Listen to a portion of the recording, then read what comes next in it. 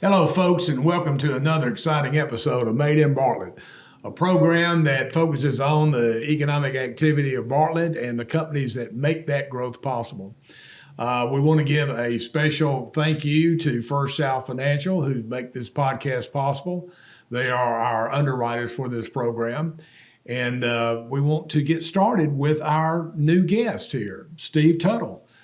Steve is with Brother International and Brother Industries USA. We'll let you explain the difference. But we thought it'd be a very informative to bring Steve on and invite him to come to this podcast to let the folks in Bartlett and the area know a little bit more about Brother, who has the largest footprint in Bartlett. In fact, probably in Northeast Shelby County, in the I-40 corridor at least. And Brother is a company that has been in Bartlett since 1987, I believe, is when Brother first came to Bartlett.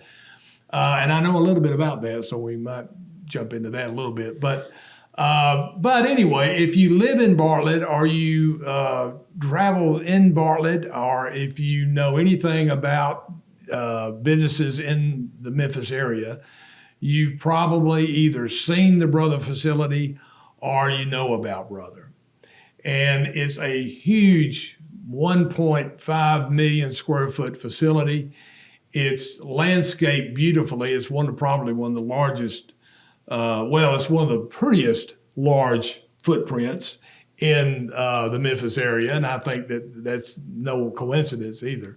But anyway, we thought it would be very enlightening to our viewers to know a little bit more about Brother, because people drive by it every day. They look over there, they see it. But how many people really know what's going on inside that building? So we've invited Steve Tuttle, who is VP of Managing Director of Brother, to come by and share a little bit of his knowledge with us about Brother. So welcome, Steve. Welcome to the program. Thank you, John. Glad to be here. Thanks the Chamber of Commerce for having me. Well, thank you. Thank you for being supportive of the Chamber of Commerce. Absolutely. I mean, I should say that Brother has always been supportive of the Bartlett community. If you've ever been to City Hall, there is a Japanese garden behind City Hall that is there because of the gift from Brother many, many years ago. But Brother has been very much engaged in our community, and we're very fortunate for that and very thankful, appreciative of that. But let's jump in a little bit about Brother. For those of you who are somewhat familiar with Brother, you know that they make printers. You may also know that they make sewing machines. And they make other products as well. They make some products that don't even have their brand on it. They make it for other folks. So anyway, Steve, with that, I don't want to jump into it too far. I'm going to let you explain to our viewers what it is that Brother does, and then we'll talk a little bit about your history. So as you mentioned, the facility is a 1.5 million square foot facility stationed right there in Brother Boulevard and Germantown Parkway.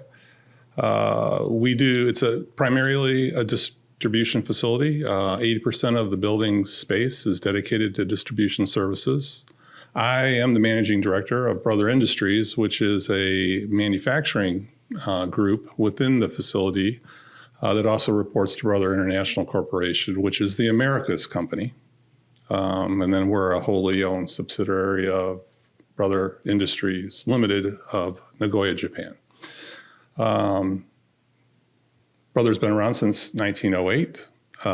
They started out as a sewing machine repair company, then got into making needles. And as I was mentioning earlier, they also were doing bamboo hats, way back in the early years.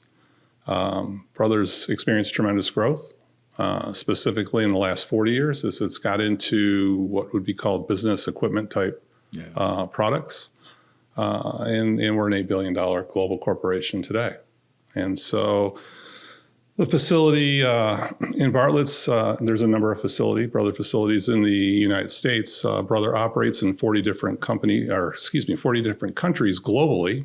And Yeah, it's got a very big global presence. Our facility, while we distribute printers and sewing machines, and printers really is our number one business and business machine group, what we call it. We also do P-Touch labeling equipment that you see in your shelves at Walmart and on Amazon. But we also do industrial products. We have industrial printing. We do industrial sewing machine products that are used, that ties into, textiles and different industries there, specifically the industrial sewing machines. But we also do garment printers. So you make T-shirts in multiple colors, and that's pretty cool technology. Brothers into gear motors, and we do assembly of gear motors in my operation specifically. And we are also the biggest recycler in the United States toner cartridges. So we do toner remanufacturing in Bartlett as well, and that's really the primary business that we do in my group in the Bartlett facility. So it's a big facility. The largest, Brother is the largest, or this facility is the largest? It's the operation in the United States for recycling toner cartridges in the United States. Really? In Bartlett, Beats out Texas. HP. They don't do it in the United States. Oh, okay. There you go. Maybe I'm wrong. I don't know. Maybe you should scrap that from the tape. No, we'll run with that. We'll see. I don't want anyone to come back and give me grief. But it's a very large operation. We bring in cartridges from all over the United States as well as Canada to do the remanufacturing in Bartlett. Now, the distribution facility in Bartlett, is it just North America, or is it? So the Bartlett facility is one of 3 distribution facilities that Brother utilizes in the United States. We have a facility in Los Angeles area, and we also have one in Virginia. So the Bartlett facility is the only one that distributes all of the Brother products. So the other 2 facilities are smaller operations on the West Coast and the East Coast, and they support smaller group of Brother sales businesses. Okay. Do y'all do anything? I mean, because at one time I thought that I was told that y'all even ship down to South America. We do ship products down to South America. A lot of that's direct ship for the machines, but again, a part of the whole supply chain, which is a global supply chain. Products do move from the Bartlett facilities to Central and South America. Well, there you have it. Now, you mentioned that Brother is a Japanese company. And I had a guest in my office a couple of weeks ago who was very much involved in Memphis in May. And in fact, he was one of the founders of Memphis in May. And so he comes into my office, and I've known the gentleman for a long time, but he comes to visit with me because he wants to talk specifically about Brother. And the reason why is because, and I don't want to let the cat out of the bag, but something special is coming down the pike as far as Memphis in May down the road. Not immediately, but a couple of years away. But he made a lot of emphasis on the fact that Memphis in May, their first honored country was Japan. And at the time that Memphis in May honored Japan, this was prior to any major Japanese investments in Tennessee. And now Tennessee, I don't know if it still holds true or not, has the largest concentration of Japanese-owned companies in America. And so what he was getting at was that Memphis in May helped spur that. And they got involved in honoring Japan because they saw that Japan or Japanese were going to start investing heavily in the United States and, put Tennessee out in front. And Lamar Alexander was very instrumental in marketing Tennessee to Japanese. But I bring this up because Brother was one of the first major Japanese companies investing in the state of Tennessee. Now, it happened in '87, and that is when you saw a huge wave of Japanese companies coming into Tennessee all through the '80s. Nissan, I believe they were the first major announcement in Tennessee, even though the first one, I believe, was Sharp, I think, or Mitsubishi or something like that here in Memphis. But Brother, I'm I don't know this for a fact, Steve, but is brother the largest Japanese employer in Memphis? Do you know that? I don't know. Okay, because I know that Sharp and y'all were probably the two largest.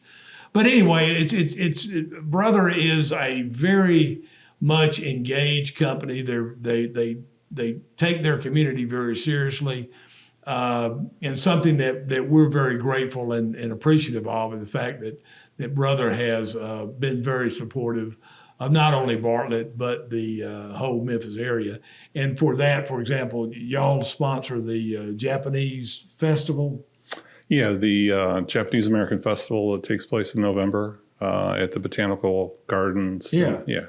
And y'all done that for how many years? It's been a few. Okay. I'm usually out there supporting our tent, but we are the primary sponsor, and that's in line with our membership with the Japanese American Society of Tennessee. Yeah. Well, and I know that occasionally I'll get a call from the Japanese consulate, and they're asking questions, and brother seems to always come up. Now, with that said, I know a little bit about brother because back when I was just getting started in economic development, I was working for the state of Tennessee, and my supervisor handed me a project, and he said, "Here, John, take this. Don't know where it's going to go, but take it and run with it." Well, it was brother. And so I was living in Nashville and working out of the Nashville office, but brother was looking to locate a facility, a manufacturing facility in the United States. This is part of that Japanese investment wave that took place during the 1980s. And so they were looking at the Mid-South area, and they were looking at Tennessee, but they were looking at the surrounding states as well. But they were really focused on Memphis. Memphis is where they were really focused on. So, of course, they looking at Tennessee, but they also looked at Mississippi and Arkansas. So I got involved in that project and got to meet some of your executives who ran the New Jersey office and also out of Nagoya. And it's probably the largest project that I ever worked and helped locate in my career with the ECD, Economic Community Development. I do know this, and I'll tell y'all this: Memphis almost didn't get it, or Bartlett almost didn't get it, because one of the site selection persons working for the brother was wanting to go down into Mississippi, just across the state line. And we were able to persuade them that no, they need to come give it another serious look in the Memphis area, and especially in Bartlett, because Bartlett Corporate Park, for those of you who do not know, was one building in Bartlett Corporate Park at the time, and that was Richards Medical, which is now Olympus, which is another Japanese company, by the way. But brother located right next door. There was a vacant lot of about 10 acres or so, and it was a beautiful lot, flat, well-groomed, and the Japanese took one look at that site and said, yes, that's where we want to be. So that facility was y'all's first facility. It was the first facility. And what product? So I think you mentioned it, maybe by accident, but in 1987, the facility there was the building's still there at Stage in Brother Boulevard. We made typewriters. Typewriters. Yeah. And, we started that facility right about the time that desktop publishing started taking off, and Apple computers, were in everyone's hands, and not everyone's hands, but a lot of people's hands. And the typewriter business didn't last very long. No, it didn't. But brother, as they were transitioning, they got into thermal printing and fax machines, and they weren't manufacturing those there, but the returns were coming to that facility because that was the primary facility in the United States for brother at the time.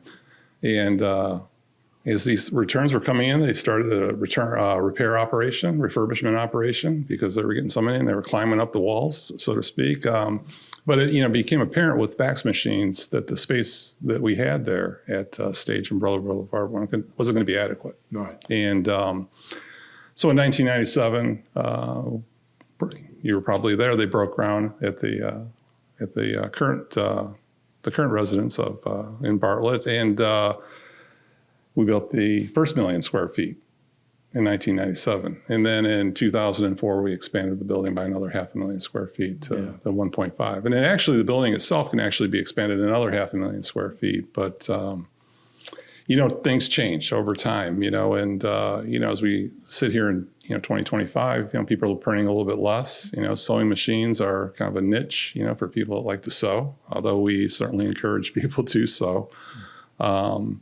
So we haven't got any current plans to expand the building, but we're still shipping a lot of product out of that facility. And so the printing industry, while it's, people are printing less, the printers are still in demand, and we got a bright future.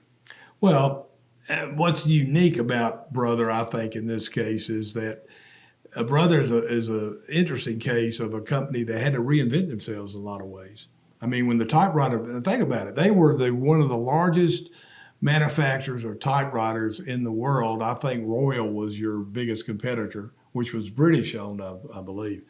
And I know because I got caught in between some of those little turf battles between Royal and Brother.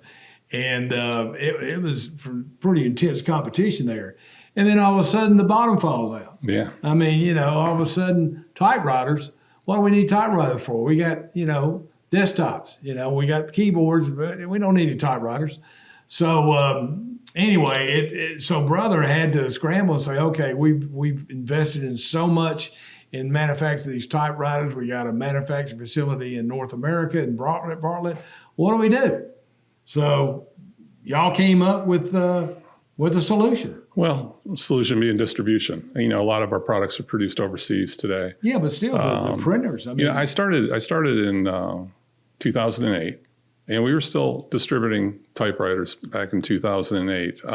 We don't do any distribution of typewriters today. Okay. Officially, probably. I mean, you can see them in museums, probably, maybe in the museum locally, but.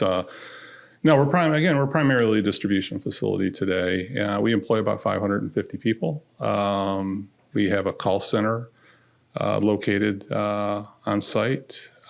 And that call center does what? Help people to unpack their copiers and their printers, or how to install it? Or troubleshooting, if they have problems getting them set up, they have someone they can call. And ultimately, we handle the highest level of calls. So we have different call centers available to customers. And if there's issues that escalate, we have resources there, what we call level 5, that can handle those type of calls. We offer a full range of services, and we're getting into upselling as well. Obviously, when you get a customer on the phone, there's opportunities to work that magic there too. So Brother's looking at different ways to, again, grow the business. And so that's just a kind of a handful of things that we do there. Yeah. Yeah. Well, I'd even heard that, and I don't even know if you know this, Steve, that CNC machines, that Brother has a division or a subsidiary? We do industrial machining equipment. There was a time, probably 15 years ago, we were making half the machine parts for iPhones. Of course, these were in Chinese factories where the iPhones were being made. Right. But yeah, machining centers is they're desktop machining centers. That's one of Brother's products. Brother bought a company called Domino a few years ago. It's a big industrial printing company. So again, it's continually reinventing itself, right, and diversifying it. The Domino business in North America is stationed out of Chicago, and they build big machines like we have on a farm. Well, for example, the sewing machines. Do y'all make industrial grade sewing machines? We do. The industrial sewing machines, as I mentioned earlier, again, dealing with a lot of textiles. So we sell a lot of those products to South America, but a lot of sewing machines go to companies that do military applications, like harnesses, parachute harnesses, those type of things for military applications. Automotive seating, our industrial sewing machines are doing the sewing of the fabrics. Yeah. Yeah. For a lot of different automotive applications as well. Oh, okay. So, but y'all are not directly involved in the automotive industry, are you?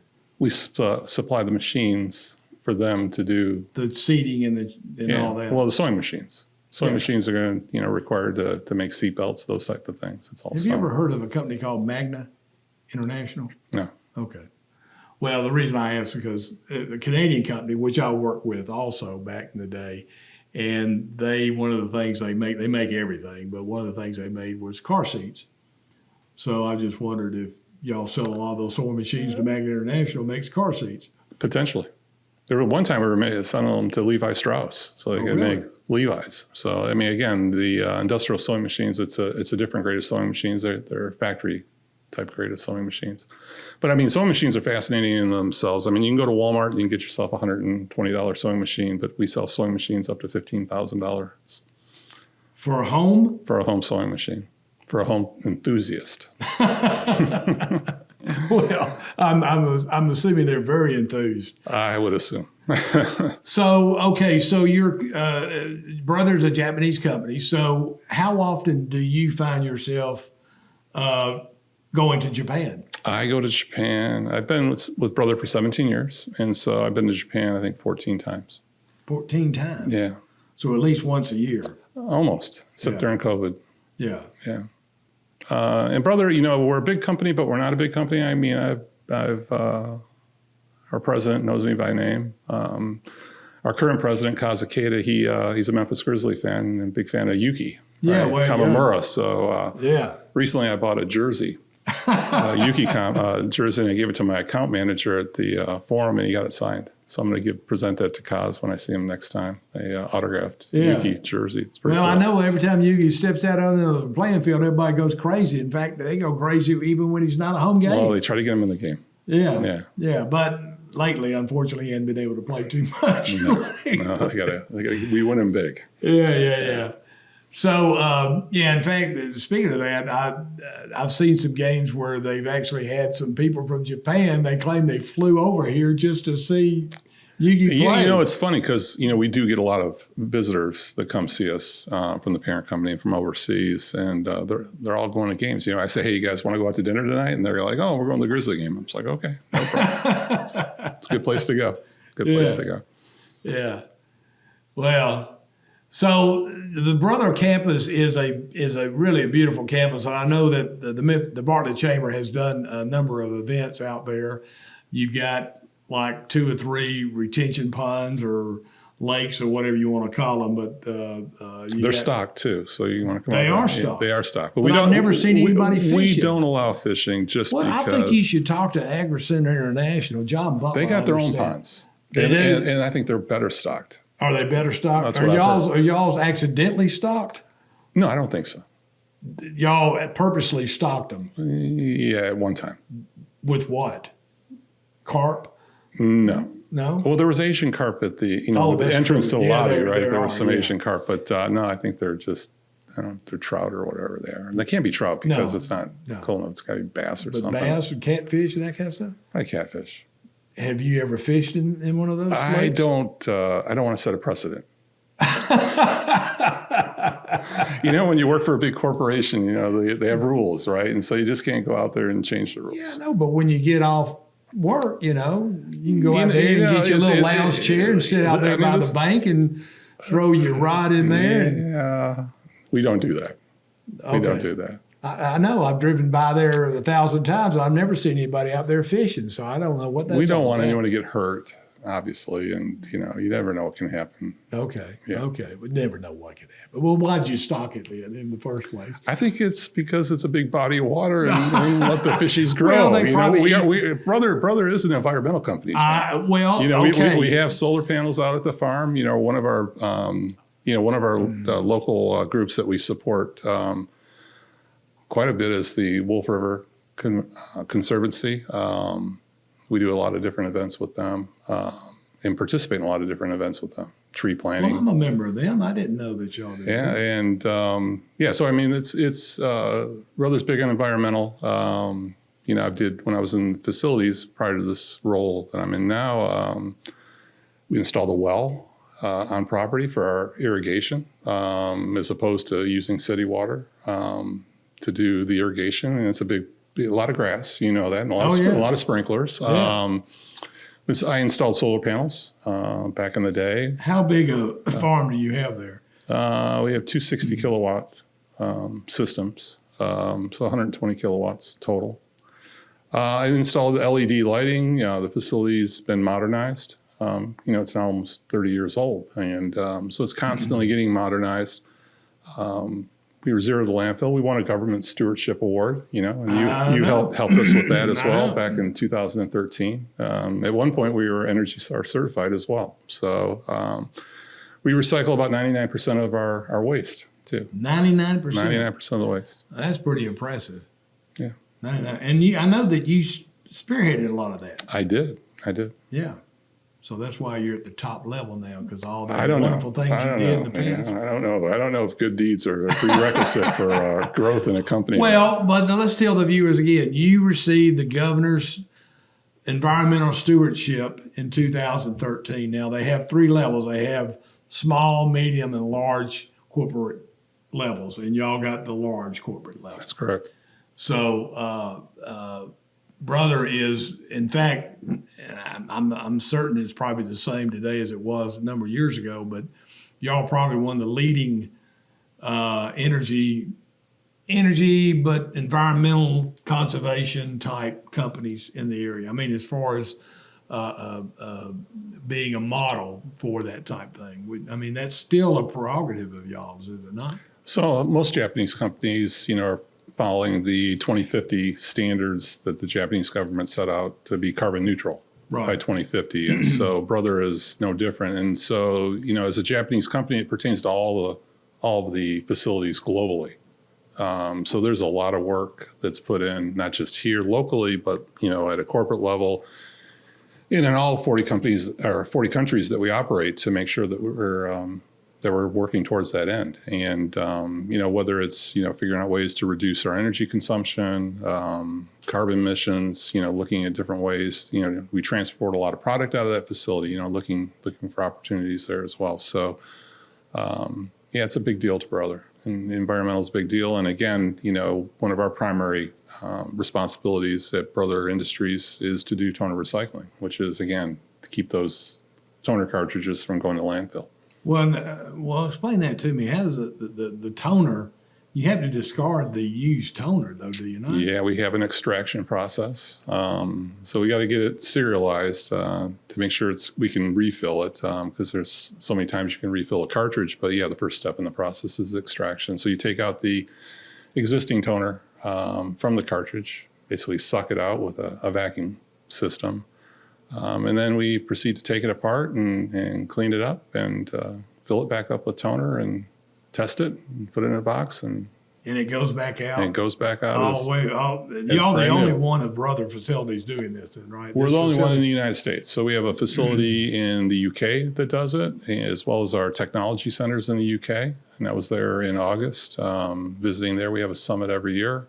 We also have a facility that services Europe in Slovakia.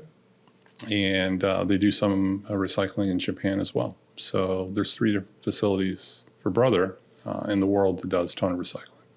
And we recycle about 4 million cartridges a year. Well, for those viewers of you who are in need of a new printer, I would recommend that you go out and you look at the Brother printers. I have no allegiance with any other printers other than Brother. So thank you, John. You will.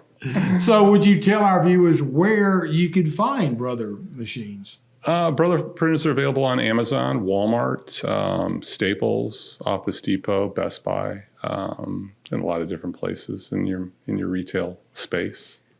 And you can go on brotherusa.com. You can buy it directly from Brother. Directly from Brother if you'd like, yeah. And how many companies are actually in that business that y'all compete with? The primary competition is Hewlett Packard and Epson. Epson, okay. Yeah. Right, and Lexmark. Okay. Yeah. And y'all do copiers as well as printers and all that, right? We don't do copiers. You do not? No. Scanners? We have scanning devices, but they're desktop scanners as opposed to a big scanner. Oh, okay. Oh, okay. For some reason, I thought y'all did copiers as well. No.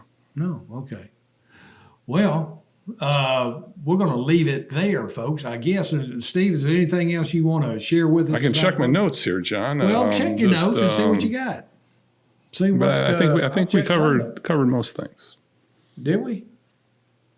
Is anything exciting coming up? You got any trips planned? I was going to go to Scotland, but apparently we won't talk about that. Folks, appreciate y'all joining us. This has been a one-on-one with Steve Tuttle, who's the General Operations Manager. Managing Director, John. Managing Director, General. No, just Managing Director. Managing Director of Brother Industries or Brother International? So I am Brother Industries USA, which is the manufacturing group. And again, we're all part of what Brother International Corporation calls the supply chain group. Yeah. And so we're the manufacturing piece of that, along with distribution operations and service, technical service operations. Okay. Yeah. And they're based out in Nagoya, Japan, which I've been fortunate to be there. And it's a beautiful, they have a famous castle in Nagoya, don't they? Yeah, but it's not so great. It's not? Yeah, I mean, just in case someone wants to go to Nagoya, it's been redone, so it's not the original castle. Oh, it's not. The original castle was destroyed, and so it's kind of a rebuilt castle. Oh, okay. I was thinking it was some piece of antiquity. They didn't even know how old it Well, was. it's a funny story because I went to visit it, and I thought this place is really cool because it's got a lot of history and a lot of different things that you can see. And I was going to go back a second time on a different trip, and I was talking to a colleague, and he's like, "Oh, I wouldn't waste my time there. It's been rebuilt." So, but I mean, I think for the first time, everyone should go. If you're in Nagoya, you should go to the castle. Yeah, and they got their own Eiffel Tower as well. They do. They got a kind of a replica of one right in the city center. It's pretty cool. Yeah. Well, I don't remember the Eiffel Tower, I don't think, but anyway, it's been a number of years ago. I do know that I took my wife with me to Japan once, and she was apprehensive about going. She thought, I don't know if I like this. She loved it. She loved the country. She loved the culture. She loved the people. It was one of the best trips she ever took. So if you've never been to Japan, I'd recommend that if you ever thought about going someplace unique, Japan is a very unique place to visit. My regret is that I didn't get out in the hinterland that much. I always wanted to go to the Japanese Alps and didn't make it. But anyway, folks, thank you again for joining us. Thank you, Steve, for educating us a little bit more about Brother. We want to thank First South Financial for sponsoring this. And also a little shout out to V2 Media and Mark Thompson and his team for producing this. So thank you, folks, for joining us, and we'll see you next time.